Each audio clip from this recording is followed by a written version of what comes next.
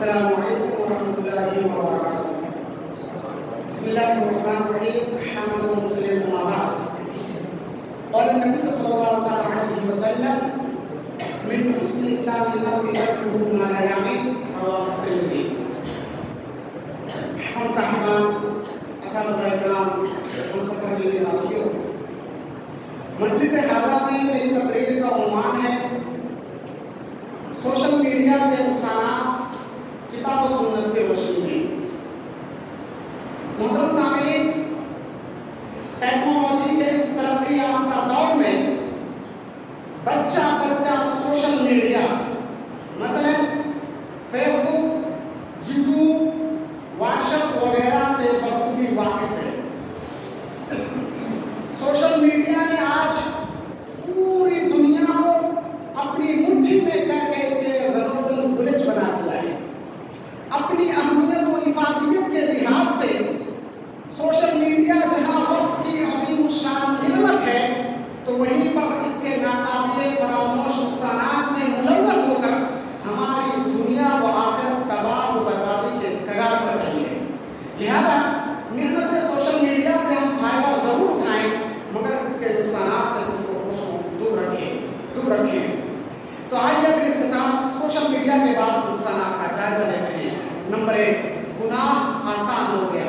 محترم سامعین، گناہ و معصیت کی دنیاوی و اخروی سنگینی کے باوجود آج کل سوشل میڈیا کی وجہ سے گناہ کرنا کافی آسان ہو گیا ہے۔ پہلے گناہ سرزد ہونے میں کافی وقت لگتا تھا، محنتیں لگتی، مشقتیں اٹھانی پڑتی، مگر اب تو بس ٹچ اور سرچ کرتے ہی تمام تر فحاشیاں، برائیاں اور عیاشیاں ہمارے سامنے آ جایا کرتی ہیں۔ حالانکہ فرمان نبی صلی اللہ علیہ وسلم سنن ابن ماجہ کتاب الزہد کتاب نمبر 44 حدیث نمبر 4245 لأعلمن أقواما من أمتي يأتون يوم القيامة بحسنات مثال جبال تهامة بيضاء فيجعلها الله هباء منثورا إلى قوله عليه السلام ولكنهم أقوام إذا خلوا بمحارم الله انتهكوها کے مطابق دنیا خود کی ہی نیکیوں سے محروم اور انتہائی بدنصیب و بدقسمت ہیں وہ لوگ جن کی فرصتیں اور تنہائیاں گناہوں سے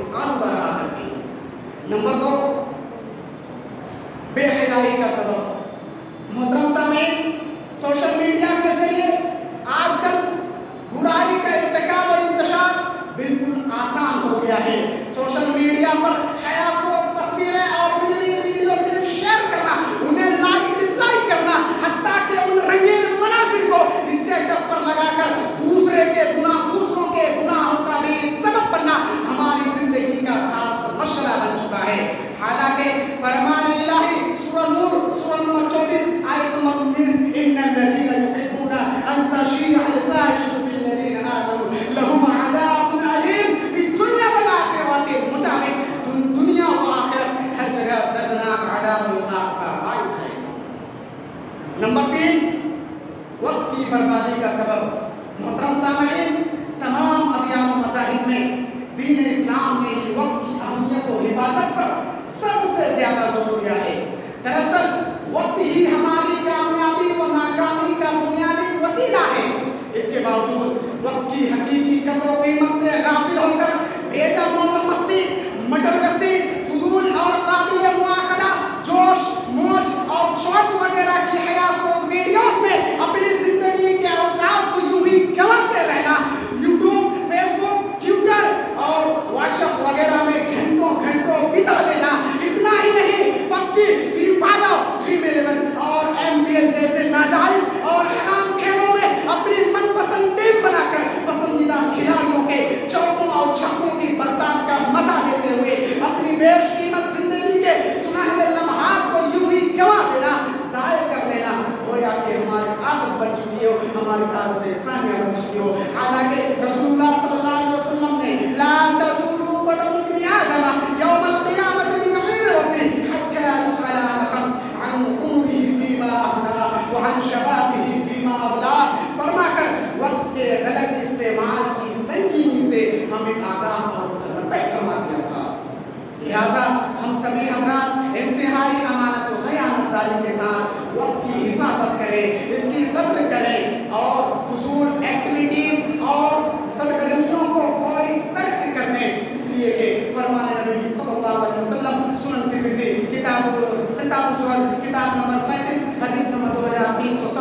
من حسن اسلام المرء ترکہ ما لا یعنی کے مطابق فضول اور بے مقصد چیزوں کو ترک کر دینا ہی حقیقی مسلمان کی پہچان علامت ہے۔ نمبر 4، جسمانی و ذہنی کمزوری کا باعث۔ محترم سامعین، سوشل میڈیا کا بکثرت خصوصاً دیر رات تک بے جا استعمال ہمیں جسمانی و ذہنی ہر اعتبار سے کمزور کرتا جا رہا ہے۔ موبائل سے نکلنے والی مہلک کرنیں اور ریلیشن مختلف بیماریوں کا سبب بن